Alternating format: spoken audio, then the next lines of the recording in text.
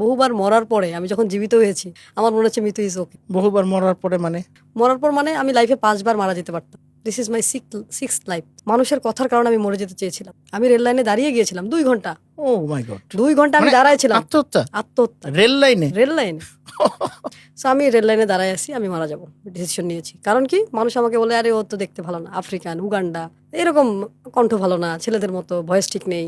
আমার বাবা মানুষ বলে এগুলা? অনেক বলেছে একটা সময়। আমার বাবাও চিন্তা করছে আমার মেয়েটা কালো, বিয়ে দিতে পারবো কিনা। না, আমি তো দেখতেছি মৃত্যু তো মডেল হইতে পারতো, কেন অযথা মেন্টর হইলো? এটা তো এখন হয়েছে, কারণ এটা আপনার হৃদয়টা সুন্দর, এই জন্য আপনি সুন্দর দেখতে পাচ্ছেন। যার হৃদয় সুন্দর সে সব কিছুতে সৌন্দর্য খুঁজবে, আর যার হৃদয় কুৎসিত সে সব জায়গায় কুৎসিত। তো তখন কি রেল আসে নাই? যখন ট্রেন আসে না, 2 ঘন্টা লেট ছিল। 2 ঘন্টা লেট? আমি দাঁড়ায় আসি ট্রেন আসতেছে না। তারপর? তারপর আমার দাদি আসছে, নিয়ে গেছে।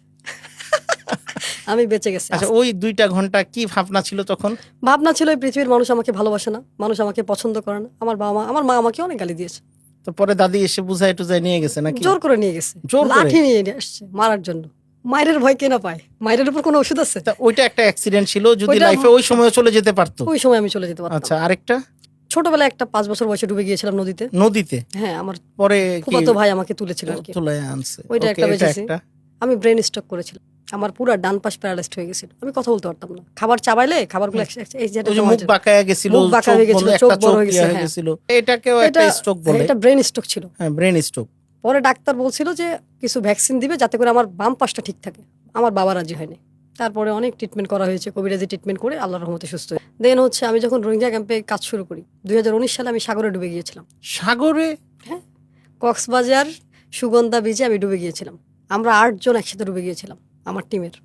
পুরো টিম? পুরো মানে team, 8 জন 8 একসাথে জন। ডুবে গেছে? একসাথে মানে আমরা ওখানে মজা করছিলাম, হঠাৎ করে মজা করতে করতে একটা বড় ঢেউ আসছে, টেনে নিয়ে নিছে? টেনে নিয়ে গেছে। এখন দেখি মাথার উপর পানি, পায়ের নিচেও পানি। সাঁতার টাতার জানতেন?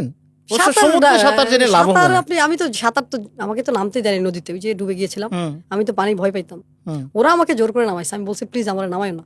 ওই সময় আমার মাথায় একটা চিন্তা আসছে, লবণের পানি টানি খাইছেন? হিউজ খেয়ে পেট এই সাইজ হয়েছিল। উদ্ধার কর্মীরা উপর থেকে দেখে তারা নিয়ে এসে আমাদেরকে বাঁচাইছে। রেস্কিউ টিম মানে ওখানে ওই যে উপরে থাকে যারা, থাকে যারা, তারা বাঁচাইছে আমাদের। 8 জনকে সেভ করেছে। 8 জনকে সেভ করতে পেরেছিল। Okay, তারপর? আমার ডেঙ্গু হয়েছিল, সিভিয়ার অবস্থা।